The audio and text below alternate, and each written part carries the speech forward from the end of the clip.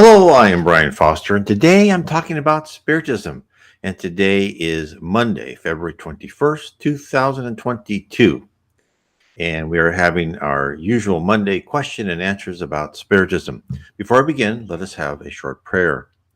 Dear Jesus, please inspire us to learn about the spirit realm, who we are, what our place is in it, how we can follow you, how can we derive inspiration from you and all your spirit helpers who help us in our everyday life and sends us signals and signs of the right path to follow. Please give us the impetus and energy to explore more. Amen. And so before I begin, if you are interested in Spiritism, what I suggest is you go to my blog site, www.nwspiritism.com. I have it on that website. I have my book in PDF form, Spiritism 101, The Third Revelation. You can download that for free. And you can also, it's also on Kindle, paperback, and in Audible format. The other books, the headwaters of Spiritism was codified by Allan Kardec in 1850s. And I have those on my title page you're seeing now, which is the Spirits book, which it depends which way you want. You can read the Spirits book first, but you may want to read Spiritism 101 first because it gives you a broad overview, and I think it will help fill in what they mean in the Spirits book. But then there's also Allan Kardec. Then he organized from his messages from many high spirits, organized by the Spirit of Truth, as promised by Jesus Christ in the New Testament, the Medium's book. Anyone interested in communication with spirits or who have mediumistic ability, this is a book you cannot miss. This is, I think, anything I've seen, the most best overview of different spirits, how different mediums work, the powers of different mediums, how to tell spirits or low spirits that are talking to you. Because as Allan Kardec said, because spirits will come and they will try and fool you and tell you there's somebody they're not. But enough conversations will lead you to understand exactly what level they are. And Allan Kardec tells you what the different levels of spirits are. Another great book I'd recommend for people interested in Spiritism is The Gospel According to Spiritism. It really explains a lot of the New Testament. And also, if you are interested, I go and I've been going through the Bible chapter and verse, and I've been going through, and there's a playlist I think called the Bible, the New Testament, on my YouTube video site, and I go through individual chapters and subsets of verses and try to explain what it's meant by Spiritism. Okay, now if anyone wants to ask questions, this is for you. This is for your question. So if you have a question, please put that in the comment section. You will have top priority. If I do not have questions in the comment section, I will go through them. In what people do is they write questions, and I will answer them in the comment section. So if you have a question and you're seeing this already pre-recorded, ask it in the comment section. I will copy and paste it and put it in this list. Let's begin. Let's bring this up. Oh, hit the wrong one. There we go. Okay, question is, when one prays, should we pray directly to God or to the people such as you mentioned, Confucius, Mother Mary, for example? Like I've talked about, Jesus Christ, of course. So that is really up to you. And let me say what I mean by that is when you pray, it goes up into the spirit world. Your prayer is always analyzed and somehow responded to. I mean, not how you want to be responded to, but it's always responded to. And so it's the act of praying to someone who's benevolent and good. Now, Mary has her whole organizations in the heavenly surroundings and heavenly levels of helping people. I'm sure Confucius does too. Jesus, of course, is our president and CEO of heaven around the earth and other planets besides. I think he has a total of 5 planets. that he's in control of. There are other spirits on the same level. There's spirits higher than Jesus. But to us, Jesus really is our Father. Jesus was here when the earth was made. So, pray to Buddha or, anyone like that. Your prayer will be answered. And to God also, directly to God. Anyone who's a high spirit that came to earth, there's nothing wrong in praying for them. It will all end up analyzed and taken care of. Now, it may not be this life, it may be another life, and but it will be analyzed. Okay, let me take this one. I hope that answers that question. Do souls? Next question. Do souls wait for each other to experience life together over and over to progress together? And the answer is yes, absolutely. I mean, and of course, there's some who don't, right? Some go their own way. There is also a wonderful story about a group, I think, of 7 women who decided they were going to team up and they were going to always support each other in their lives. And maybe not, they could, and maybe sometimes they couldn't all reincarnate together, but then they would wait and then they wouldn't rise up. There's different levels, right? There's some people have different numbering levels for heaven. Some people 1 through 3, and 7. And then in the books by G. Owen, which I use, they say 1 through 10. And even they say, look, everyone has their different levels. There's a lot of different graduations. But as you go from one level to another, you actually get more energy and less matter. Your ratio of energy to matter goes higher. And you get more tools in your toolbox. You get more powerful. So these 7 women, when one lagged behind, they would help that one, and they would only, or 2 or 3, whatever it was, and they would want to rise in the levels of heaven together, and they were allowed to do that. And then there's whole families that will go life after life. In the book, in fact, right behind me is 2,000 years ago. There is a husband and wife, and then there's actually another husband and wife in 50 years after that book. And this husband and wife was a senator and his wife. This other woman loved the husband, and she had her maid. And this woman got the maid into that family, and the maid actually sabotaged the woman and made the man leave her, right? And so it was all this drama going on in real life. Well, the man and woman were reincarnated together again. And guess who they had as 2 of their daughters? The woman who tried to split them up and the maid that tried to help the woman split them up, because the spirit world does not like irresolved conflicts. This is why Jesus said, forgive 70 times 70, because spirits, and this happens to people quite often, unfortunately, spirits, if they think you've done them wrong, they'll try and obsess you. And when they're in the spirit world and you are in the physical world. So, and hopefully these spirits will soon learn that they're just hurting themselves, because karma takes care of everything. Anyone who does wrong will learn in subsequent lives not to do that again. So the overall impetus is for family groups to reincarnate together over and over again. And this can happen for hundreds of years, maybe 1,000 years. And this was done over almost 2,000 years, that these people would come together and they'd have maybe the same daughter. Now, is it always perfect? No.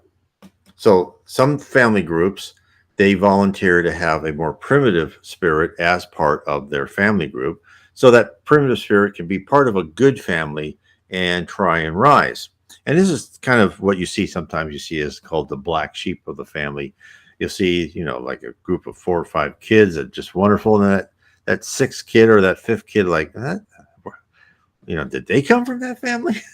And the answer is, well, biologically, yes, they did, but they were not part of that same level of spirituality, right? Because the law of affinity puts like with like, right? People who are kind and generous and supportive of each other, they tend to be together in the different levels of heaven where they fit. And the obverse is true, where in the lower zones, in the dark abyss, people who are criminals and together tend to be together, right? And of course, this is how the spirit world fights evil. They use evil to fight evil. If you don't, if you're not a good person, you'll be with other not good persons. And then you can see how you like that. So the answer is yes. It's not a rule. It's voluntary, but a lot of people do that and they work together. And you'll see that even in the books in No Solar. In fact, the first book, No Solar, a series of Andre Luis, talks about a family that, they were married and they'll come together. And then you'll see the opposite too, where a person will be married and go, I don't want to be married to that person again, and so you'll see both. But yes, the souls who want to, they absolutely do that. Okay, next question. Of course, if you have any questions, please put those in the comments section. What about cloning? How would this science help our society morally progress? I don't know. I mean, that is just, cloning is just physical. And so I don't see that. I mean, you would clone DNA and genetic traits, but let's talk about reincarnation for a second. You can make your own opinion. When someone who is on the lower zone or who is going to come to Earth and not be very important, this person would usually have a pretty natural birth. At the moment of conception, and I mean the moment of conception, that soul would be tied to that fertilized egg. And they would use the combined DNA of the two parents. Now, when someone special, like a doctor, a surgeon, or someone special, is coming into the world, there will be spirits around when the moment of before the moment of conception. They will actually pick the lucky, the fertilized egg. I can't say the word because we're on YouTube and who knows what YouTube does. They might actually pick that, right, to provide the DNA. Then, when the DNA starts in that fertilized egg, they can also make subtle changes to the DNA, like a surgeon, give them better eyesight, right? Or steady your hands. They can do a lot of things that will actually make that person have a better probability of fulfilling what their role on this earth will be to help society move forward.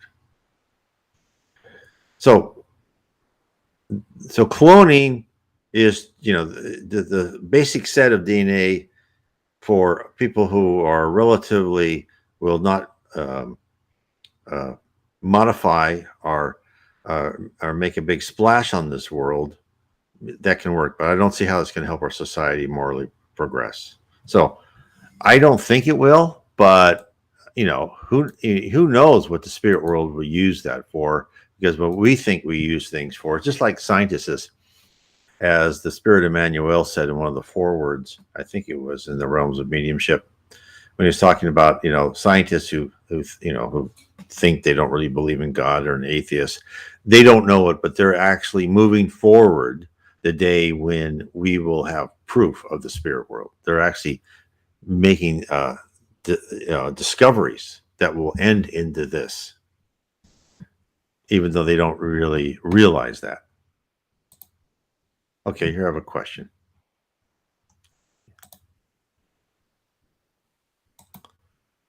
Okay, I love the Aurora.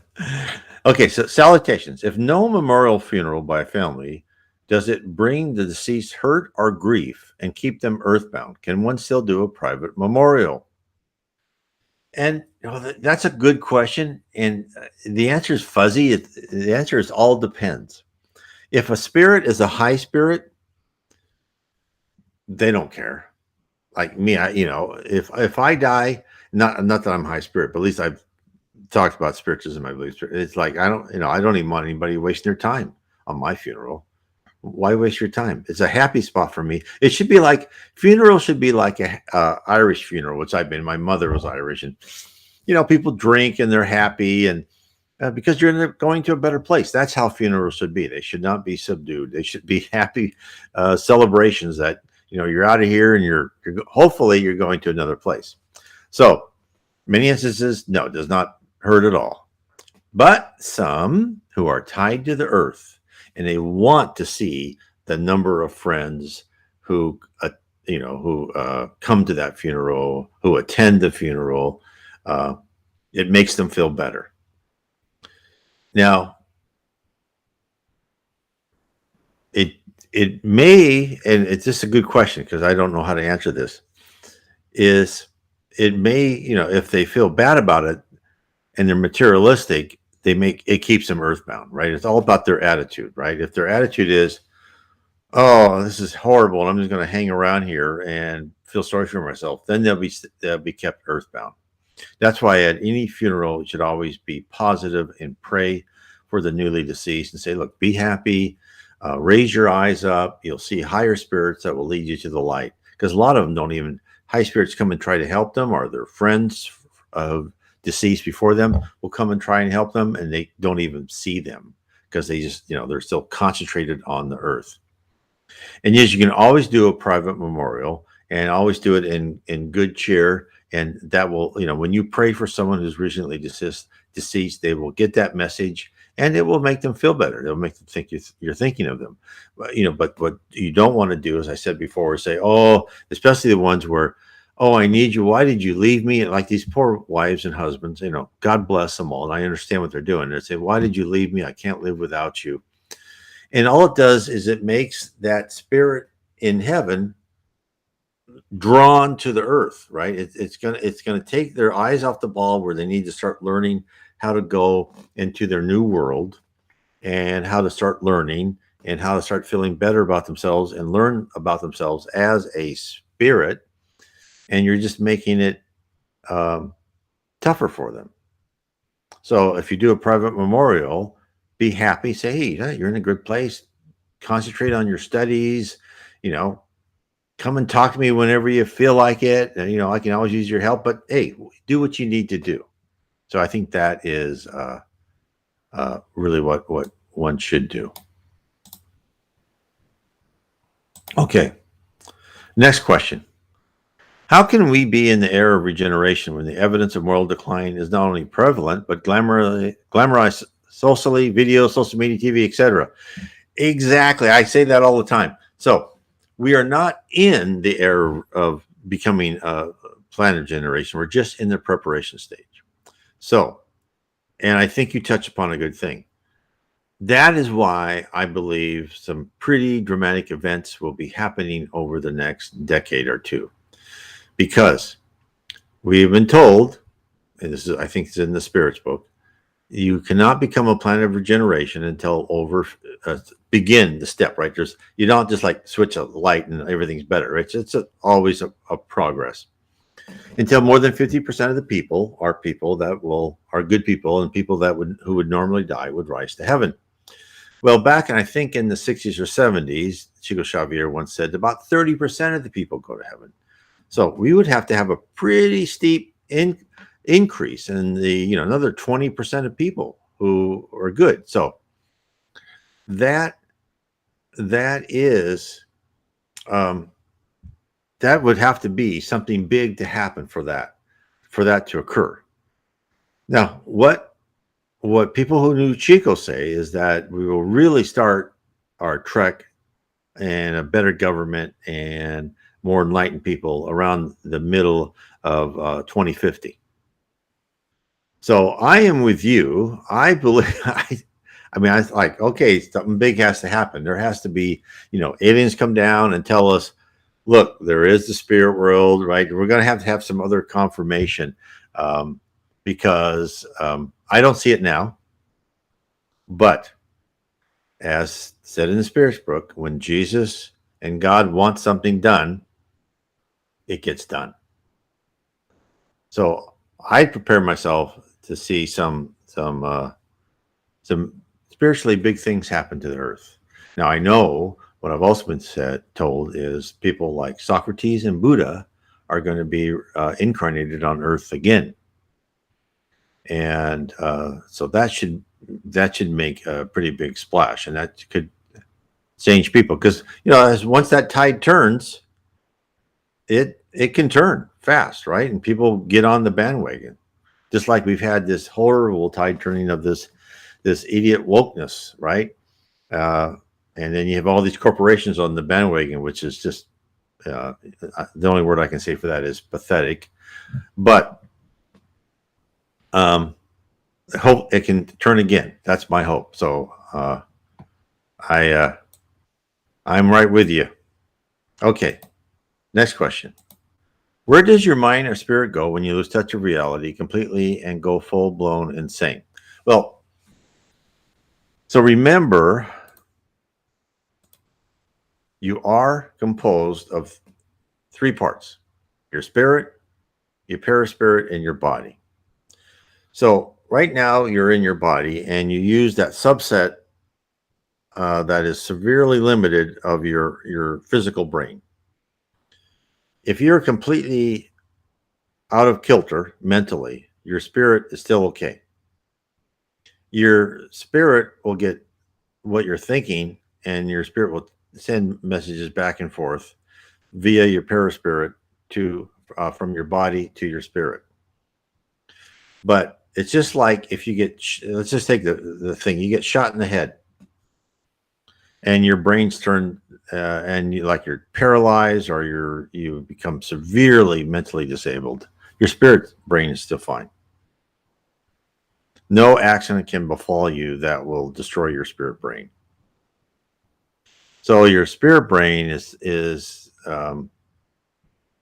still intact. So it's always there. And when you sleep, you go back into your spirit brain, and you're probably thinking, "Oh boy, this I'm not doing too well on Earth." Or you're going around the lower zone trying to repair what you think is happening. It can probably be a pretty tough trial, but your spirit brain can be influenced by your physical brain sometimes of your losing your touch of reality, and you may go wander in different areas, but you're never completely disabled. I hope that helps.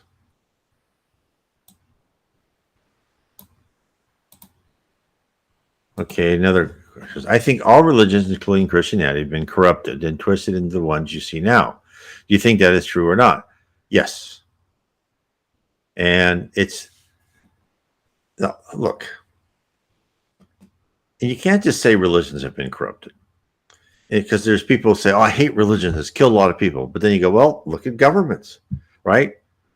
Yes, religion's been responsible for a lot of death, but in the 20th century, I'm sorry, but you've got communism and fascism. They blew past that record."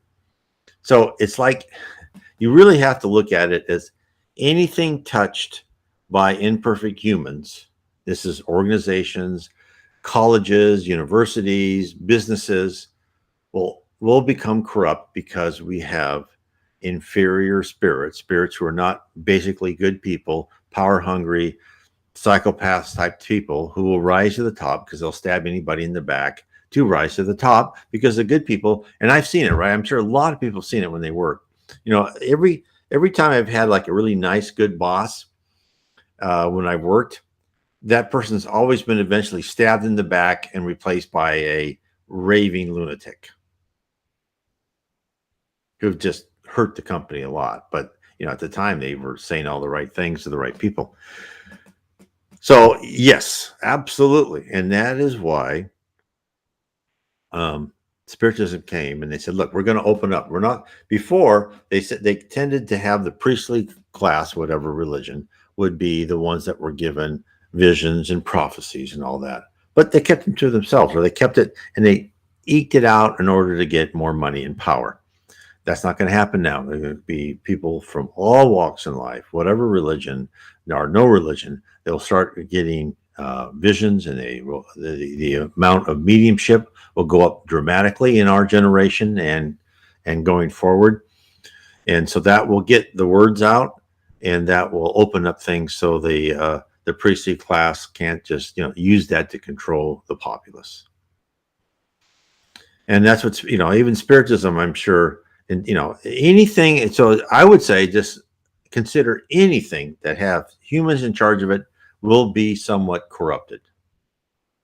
So don't blame. Some people blame like Jesus. Well, no, Jesus said a lot of great things, and even in the Bible's been somewhat corrupted, right? Because they picked what passages, they changed certain passages in the Bible, say what they wanted to say. They tried to take out things about reincarnation, etc. But still, overall, still a wonderful book. But and as Spiritism tells us, the messages of love and charity and fraternity are eternal. Other things were affected by the level of the populace, of technology, and the sociological considerations at the time. They couldn't just say, be nice to everyone, because, no one would listen to that, right? So you have to gauge that too. I hope that answers that question. Okay. Another question. I'm trying to get through being cheated on by my boyfriend. I'm very heartbroken. Is there any advice from Spiritism? Yes, there is. And there was this wonderful vignette. And this woman medium was very jealous of her husband. And she was just like a wonderful medium, calm and cool. But as soon as the session was over, she just like, and then she would go rush, right? And then so at that night, she fell asleep, and then these two other spirits said, "Oh yeah, your husband's cheating on you. We'll take you to where he is." And they took her when she was like astroplaning, right, in her dream, and she saw her husband was fooling around with these two women in a bar. And then the high spirit came and said, "It goes, well, yeah. What, are you perfect?" He goes, "Do you expect everyone to be as perfect as you?" He goes, "Do you expect there to be no problems, no hurdles? I mean, you're here on earth to help other people. That means helping your husband learn that is not the right behavior. Don't, nothing physical, nothing like that, but help him through this. Who knows why he's doing this." So this is something where you either have to have this 10,000 foot level, and you have to know that everyone is on different levels of spirituality, and some of them are still really tied to their desires in life, and some of them are not so tied, and they're tied to more being honorable and true to one person. Now, your boyfriend could be a very good person, but he's still not that level of spirituality when he can deny the fact that if someone comes onto them, he can say no thanks, right? So recognize that, because also recognize that is nothing happens without a purpose, right? So the fact that you're going through a trial where your boyfriend cheated on you, and you're feeling what that feels like, right? You're going, "Oh, I feel horrible." Well, okay. Please remember this. In some previous life, you did that to somebody else, right? For every action, there is a reaction. And then just tell yourself, okay, I know what that feels like. Then you can make the decision is to talk it through. Say, look, I know what you're doing. And can you not do that again? Or you can say, this is over, and I will, go on to the next. But you have to look, the way to really look at your life. And I know very well that me saying this is easy, but you feeling it is hard, right? But the more you study Spiritism and you look at people's lives and the trajectory of people's lives, because we've all done wrong, right? We've all done horrible things. And therefore, people are going to do horrible things to us. And instead of taking things personally, you look at people who do things, and sometimes even good things for you, is you look at them as an actor in a play. You, Kendra, are the star of the play. And as you go through each scene, other actors will come on stage right and leave stage left, and they will be there to elicit certain stimuli from you so you can learn and become a more fuller person. But they're an actor. And then after the play's over, some actors could be really good to you, and some actors could play the part that's really bad for you. But then after the play's done, like when you're back in the spirit world, they all talk at the bar together and have a good time. So you kind of have to make it these things less personal and say, and even if you leave your boyfriend, say, God bless you. I hope you well. I'm just not, you're not the person I want to be with, but God bless you. It's you are who you are, and the spirit world will create situations where they will learn. And I know it's hard, and this is, this is, I'm sure it's difficult, but the spirit world will create situations where they learn not to give in to those emotions. And we all do, like, I've done that in the past too. So give in to my emotions and my desires. And we all need to really learn to listen to our conscience and do what our conscience tells you. That's why we're on earth. So I hope that is the advice, is really try to raise yourself up, look at different people at different spiritual levels, and forgive them for, where they are, right? You can't teach a kindergartner calculus. It's not going to work. Okay. Next question. Okay, this would be me. My husband has gone 3 years now, and I still need him here, and I miss him so much. Yeah, and I know, and that is, this is when we were talking about tying people back down to the material world, and this is hard, and it's okay to miss him, but what you kind of need to do is to replace that power of missing with the focus of saying, God bless you. Do is wish him well, and wish him that he can recover, do what he needs to, become a better person in the spirit world, because sooner or later, and it's not much time in spirit time that we'll be here on earth, you'll meet him and you'll be with him, and you want him in a good position so he can help you pass on when you're ready to get rid of your physical body. So you need to take that grief and try to turn it 180 and make it positive energy for him, and then ask him, look, in a nice way, if guide me if you can. If you can't, that's fine. Or please, spirit world, send other ones to help guide me in my life, help me help me feel a little bit better, so I can become stronger for him.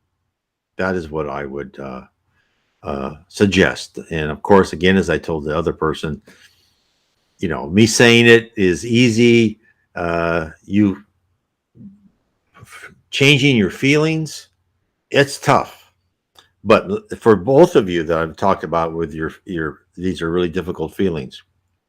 This is exactly, and I mean exactly, a trial that's meant to change your basic character and personality. Is analyze yourself, learn how to forgive, learn how to handle grief, right? Because Spiritism says pain is the great teacher, and you're both going through pain, and you're learning things from it, and you're learning things, and you're not being punished for punishment. You're learning things is to edify you, to make you stronger, to make you smarter, to make you a better, more loving person. So if you can rise above that, then you are a winner. Okay, another question. What actually is spiritual warfare? Is it real? And if so, how do you actually do it if you're not Christian but are being attacked by spirits? So spiritual warfare is not dependent on any one religion. So let me explain that to you. Excuse me, I had to drink. So spiritual warfare is when it happens that when a person starts to let go of their materialistic ideas and they become more spiritual, the lower zones and the inferior low spirits do not want anyone to become more spiritual, because, as I said before, we begin a plan of regeneration when we have over 50% of the people look to the light and become better people, right? And why do they fear that? Why do they care? Because once you become a planet of regeneration, those people in the lower zones and the dark abyss, a kind of purgatory, there's no eternal damnation, but everyone's rescued when they change their character and look to the light.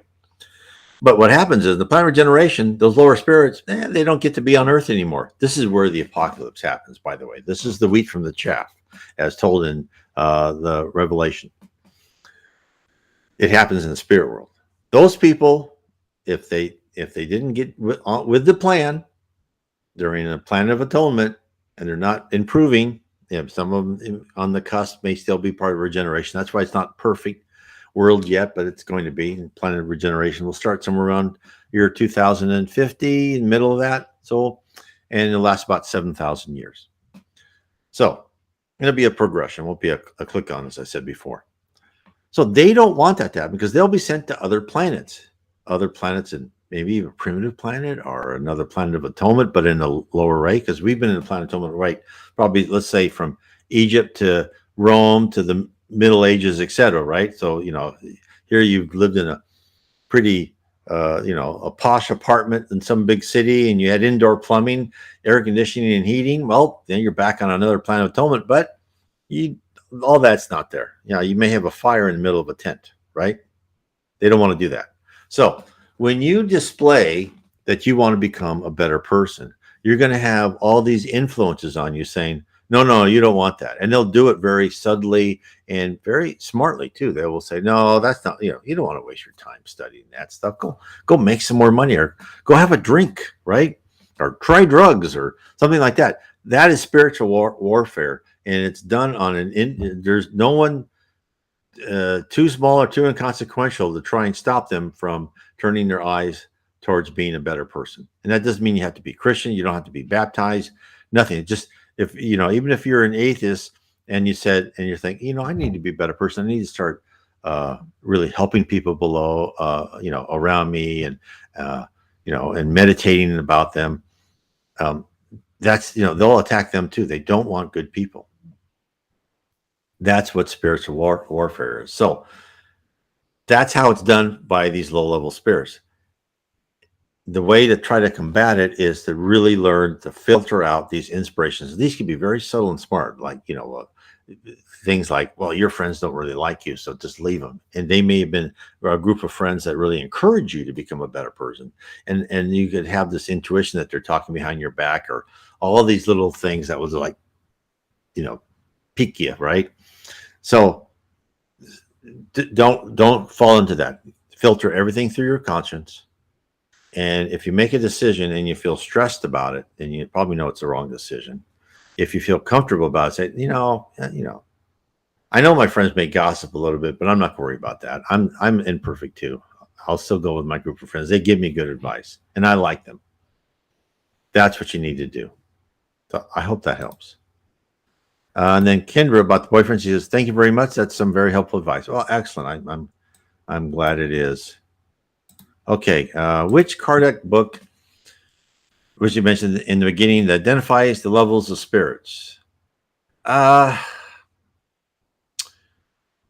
believe it's in. I believe it is in both books. I think it's in the Spirits book. I'm pretty sure it's in the Spirits book, and you can, of course, download that for free in PDF.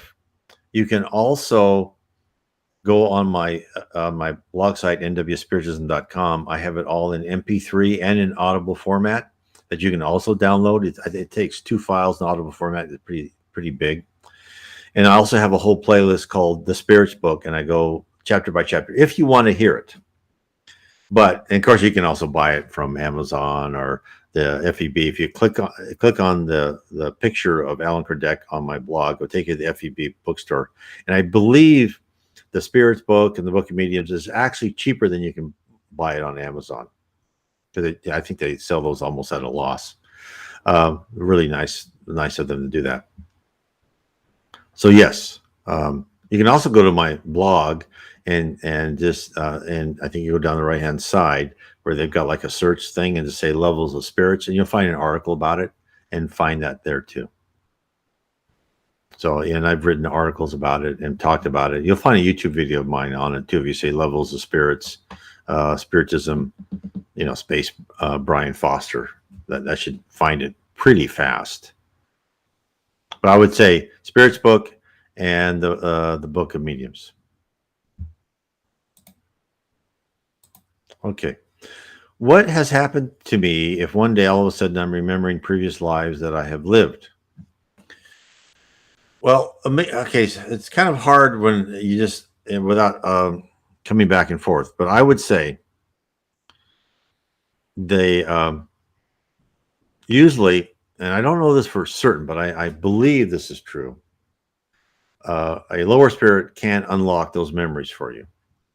So the question is, if you're remembering previous lives that you've lived, is that helping you understand what's going on? If so, that was a spirit assisting you. Is it making you worse? Um, and so try not to let it make you worse. Try and understand what that new knowledge brings to you. Does it bring? It should bring to you faith that um, of why you're going through what you are and how you can improve. And so usually what happens is spirits can unlock memories, and they'll do that. And I've seen lots of instances in that where a spirit will be trying to obsess. Let's take an example. Will be trying to obsess somebody, and they're like, "Oh, you did this to me," and then a higher spirit will come and okay, look, you want to know why they did that to you, and then they will unlock that memory. Go look, let's look at the whole picture, and then that memory will come back and I go, oh, okay. I mean, like, oh, I did that because in our minds, we're always innocent and good and wonderful, right? We've never done anything wrong. This always cracks me up about people with past life regressions, and I keep saying, be prepared because you're still on a planet of atonement. You're not that good of a person if you're here by definition. And they go, oh, okay. And so I'm hoping that's maybe tells you why that spirits are bothering you, or and you can say, okay, I understand, and then try to bless those ones, because that's really how to get rid of obsessors, is to reason with them and ask forgiveness, because you've probably done something wrong to them. I'm sure you have something terribly wrong, but then again, that doesn't mean that they didn't do someone wrong even worse in their past lives, right? So they need to understand that too. And maybe the same person, the same high spirit that's letting you remember your previous lives is letting those people that are bothering remember their previous lives so they can see the whole picture. And that will open up a lot of things to them. It's very interesting, these things. Point, there will be a FJN. I don't, not quite.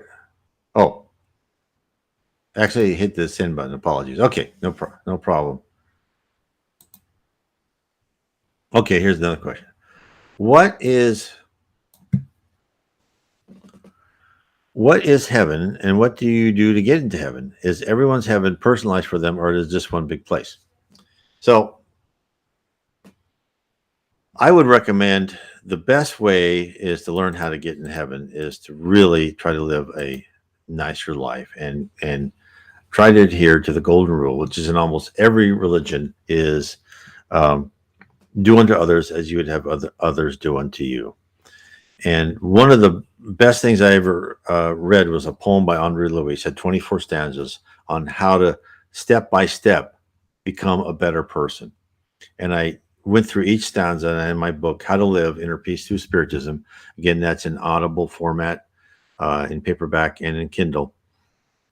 And it was to show you, what steps you need to do to resolve yourself, renew yourself, and to become to have more patience, have more love, have more faith, understanding of people, how to be a good friend. All those things are important steps in making yourself a beacon of light for your friends and other people around you, of that you can help and help yourself. And then the next question is everyone's having personalized. Oh, what do you get to do in heaven? Okay, I see. I misunderstood the question. What do you get to do in heaven? Oh, I misread that. My apologies. So heaven, there are vast number of tasks and jobs in heaven. So first of all, the first thing I want to say is, and this is right in the Spirit's book, is heaven is not the Elysian fields, right? It's not where you sit in a recliner on the beach with a cocktail with the umbrella in it, and or you play the harp in clouds for forever. In fact, even the Spirits and Spirits book said if that was the case, this would indeed be hell, right? Because you'd be bored out of your wits. So heaven is a place where you keep learning. And that's why heaven wants intellectually curious people, and they want self-disciplined people. Like any good company or organization wants people that are self-disciplined and want to work and want to help. It's a place to serve. So there are jobs we don't even know of, but let's get from the mundane first. And let's talk about No Solar. The city of No Solar is talked about in the book No Solar and some subsequent books there. And it's, or let me get right here. And he goes, Gabrielle, I read Mr. Foster's book, Heaven and Below, and it's like a university of sorts. Yes. And it's also, if you read the second book, you'll even learn more about how spirits are educated. So let me carry on. So in the city of No Solar, there are functions like the water department, right? The transportation department. There's also the department that communicates with Earth. There's a department that communicates with above. There's even a defense force because it's down at the lower levels and you have inferior spirits who maybe try to get in. There are teachers. There are writers. There are musicians. There are people that give lectures, that give concerts. And then there's all these things. Then there's teams of spirits that as you're learning, you will go down into the levels of the lower zone on Earth and so forth, and you'll help errant spirits, meaning spirits that are not physically alive, but you'll help them rise. You'll be of service to them. There was this one medium that said her job was to help people who had recently passed over understand that they did pass over. There are those who then, when they come up and they're just newly passed over, they'll come and talk to them. They'll help them in their lifetime. There's a reincarnation pavilion where they will plan out and help them plan out their life blueprint, their project plan, and their body. They'll actually see their body, right? Because when you're there, you'll help design your body. So there is all sorts of things to do. Now, you don't have to work if you don't want to work. You can just sit around, do nothing, but you'll be bored after that. And then as you're doing these jobs, you'll also be going to like different levels of schooling. And I talk about this in my second book of what you actually learn. And in the great book, Memoirs of a Suicide, he went over and said, oh, these are some of my classes, like the spirit processes, the processes of the physical world, the processes of the spirit world. What is universal fluid? How do you manipulate fluid? And so you learn. And then when you combine your knowledge of the physical world with your more increased ability to love and be charitable, you'll rise to the next level. And then you'll go to universities and you'll go to the next level. And again, you'll have to rise in your spiritual maturity and your wisdom and knowledge. And you'll rise and you'll rise again until eventually you're at the top level of heaven surrounding the earth. And then you'll graduate. And then you'll be in another level, which I don't know how far it goes, but then you'll actually become a productive member of the spirit society where you'll help lead animals and plants, the evolution of animals and plants. You'll help lead whole races and cultures, countries, into becoming from a primitive planet up to a planet of regeneration and on. So these are all things you'll go. You won't get bored. I guarantee you, you're not going to get bored when you're in heaven. So I hope that helps. Oh, I'm going to ask the second part of that question though too. Is it just one big place? Is everyone's heaven personalized for them, or is it one big place? So sometimes you'll read that you make your own heaven. And I understand why people say that, because thought is action in heaven. You can create an environment, you can create your own houses, create mountains, etc. But you have to be pretty higher. So, but think of this: the law of affinity puts like with like, and therefore you'll be with other people on the same similar level as you, and thoughts permeate everywhere. So you'll get their thoughts, and so there'll be a collective view of that level of heaven. And then you rise up and there'll be a collective view of that next level of heaven. Now, that doesn't mean you can't go off on yourself and compartmentalize in one area, build your own house, build your own lake, right? Your own dock on that lake, your own ship. It doesn't mean you can't do that, because you can. But it's you're not completely godlike where you can create the whole universe at that time. And plus, and when people say, "Well, you create your own heaven," well, okay, come on. How many of us sit and think, okay, and when I die, I'm going to create my own heaven? I mean, am I going to have people in it? What level of people I'm going to have in it? Am I going to be bored? So I'm not going to have universities there. Where will I transport? I mean, it's just not practical at our level of spiritual maturity. And that's why, so you have powers that you create what you want within that common view of heaven. Now, there's lots of different cities and regions in heaven, and there's different levels, and there's different fantastic areas in heaven that you will not get bored of going to. Okay. Another question. When you get to heaven, are you reborn starting as a baby again, or are you just the age you died? So when you get so when you go to heaven, let's say you die when you're 60 years old. But no, you're not born again. You pass over, and your perispirit, you look like you're 60 when you first pass over. But as you get to heaven, remember, thought is action, and your perispirit will respond to what your thoughts. And then, because then you'll start thinking to yourself, well, I like when I looked like when I was about 35.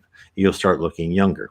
If you died when you were like 18, you may remember what your previous form was, or your form is, and you'll think, no, I like to look like I'm 25.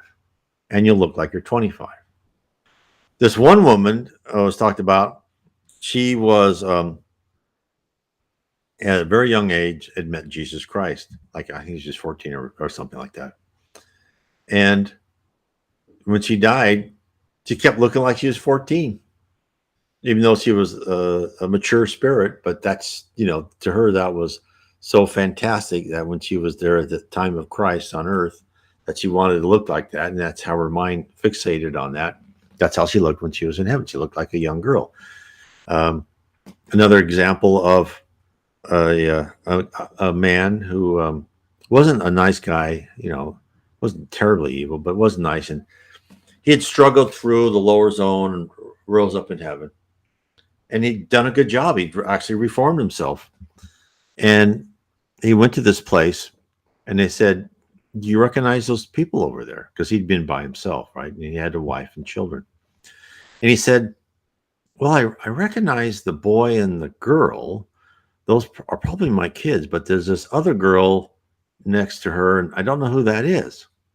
And that was really her wife, his wife, I should say, who thought of herself as being younger. So she looked about the same age as his daughter, because that's the age they wanted to look like when they're in heaven. So I hope that explains that. Now, some children who die, so when a child dies, some mature spirits will then say they were just sent on earth to be a child, to help their parents learn something or do something, and they'll come right back as a mature spirit.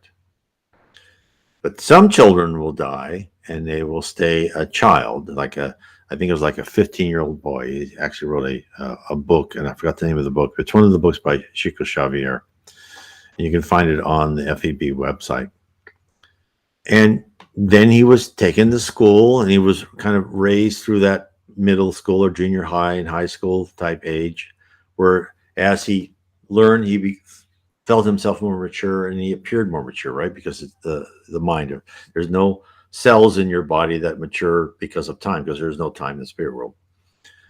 So those children who relive their childhood, in fact, actually being a teacher of children and a caregiver of children is a very important job in the spirit world. Are what I believe were probably at one in previous lives they were adults and all that, right? But I believe that they had been so kind of had so many problems that they were given kind of a reset, kind of like a reboot on your laptop or phone, right? When things go off, they'll reboot it and you'll start fresh. And I think the people who died of in childhood and who stayed children were given this reboot so that they could try and become better people and next time they incarnated and to try to reform their character for the good. We may have all been through that. I don't know. So there's a lot. I mean, the intricacies of the spirit world is really interesting. And their whole aim is to try and help and foster you that you can become a better person. And they'll do all sorts of things to help that. Now, for us here on Earth, it's just like a 4-year-old being punished because they ran across the street without looking, right? And then you put them in a corner and they think you're like the worst parents in the world. We do not like being corrected either. We have pride and and selfishness, but it's all for our own edification. It is tough. But the more you can understand Spiritism and the spirit world and why you're here to become a better person, really to transform your character, right? This is the hardest job in the world.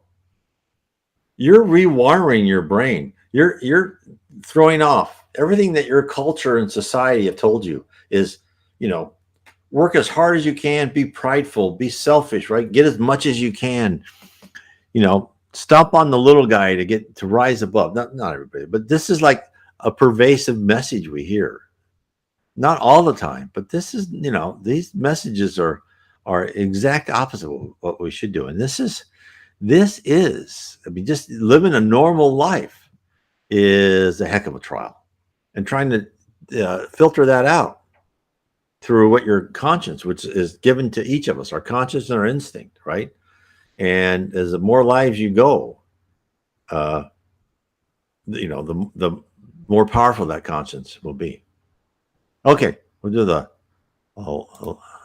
last question here. Okay, what do you think happened to Bonnie and Clyde in the spirit realm? Well, that's easy. They went into the lower zone or the dark abyss. They weren't nice people. They shot people. They stole. They were criminals, and they were with others like them. Now, hopefully, that doesn't mean they'll be there forever. That means that they two things can happen. They can either be there and they say, oh, I don't like this, I want to be better, and they would be rescued by higher spirits, taken to kind of the lower levels of heaven or outposts in the lower zone, and they'd be led and they would be schooled in heaven and learn new things and try to help their personality and character. And then they'd be reincarnated and say, okay, here's your plan. Or they could stay in the lower zone or the dark abyss, depending on their attitude and their character. And at a certain time, they'd be reincarnated as decided by high spirits in the time and place of the high spirits choosing. When you are in heaven, you work with your spiritual mentors and your friends, and you plan out your life and you plan out your body. And but when you're not, you're given what they think is best for you. So what about gun makers? So I think guns are a tool that can be good, right? They're used for hunting. They're used for people to defend themselves, which there's nothing wrong in that. And so I think it's now if you're making if you're just making those type of guns, I don't see anything bad about that. But to really work in the defense industry and to make atom bombs and things like that, that I think that is a bit of a mark against you. It's also like being in the alcohol industry. I mean, if you're just making wine for enjoyment, but if you're making really powerful spirits to get people drunk, that's a black mark against you. That that's not nothing you can't overcome. It's not like you're purposely committing some horrible wrong, right? You're not a criminal. I'm just saying that it's not a good place to be. It's like if you're a drug dealer, again, that's not a good place to be. Maybe if you're not taking drugs, but you're giving drugs to people, right? That's not a place you want to be. You want to be helping people. And it's like me, right? I really enjoyed working in the medical instruments, and I enjoyed that because we were making things that help people. But then I started working in the finance industry, and you could say the finance industry was a place to help people too, to a certain extent. But there's also a lot of taking advantage of people. And like when I worked for a company called WAMU that went broke during the Great Recession, they said that their favorite customer, right, was the 25-year-old divorced woman who couldn't control her finances because she'd overdraw and they would charge her all sorts of fees. And I didn't like that. And then they got these, and these banks, the other banks I worked at, where they would do all these IPOs and stuff, and they knew the company wasn't worth anything, and so there's good and bad in everything.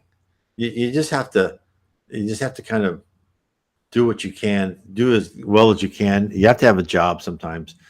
And I didn't work in those departments. I worked in another department. It was commercial departments, loans for apartments, stuff like that, which I thought was doing a service. So it's not easy. Okay. I heard when someone had a spiritual awakening, they stopped hunting. Yeah, because you don't want to kill animals. Like the spirits tell us we really shouldn't eat meat. Now, I haven't been able to do that. I've said before, my wife and I, we tried. We're trying to do better. Eating fish, I think is okay, and then even probably chicken, but beef, stuff like that, pork, not a good idea. But here I do it. So yeah, and anyone who wants to be good now, milk and eggs are perfectly fine, and I think fish too. Eggs, cheese, there's nothing wrong with that at all. Another Winchester's home is haunted by people who were killed by the rifle. Interesting. I hadn't heard that. I can see why that would happen. Yeah. That's the problem with being a gun manufacturer.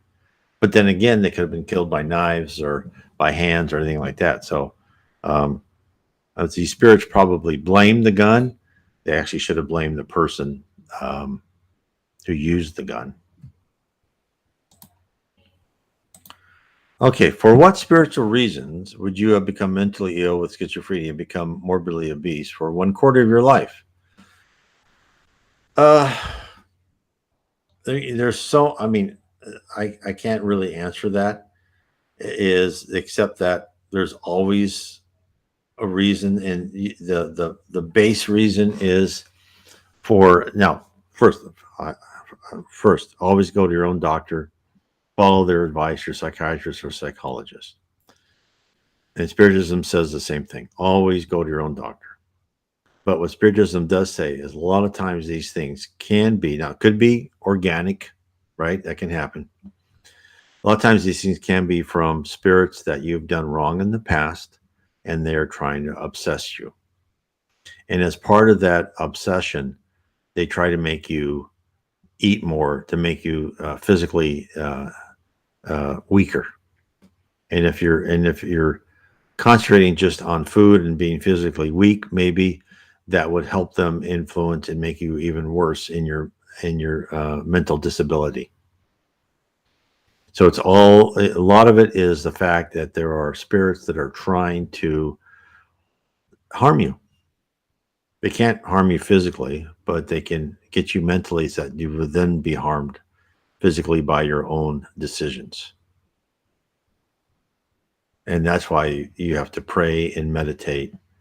And really, I mean, this is a tough trial because those spirits are after something, and they're after your downfall.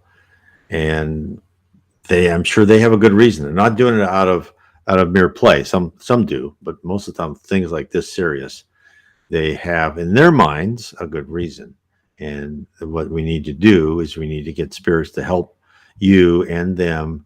So in their minds, they understand that what they're doing is not productive for them or for you.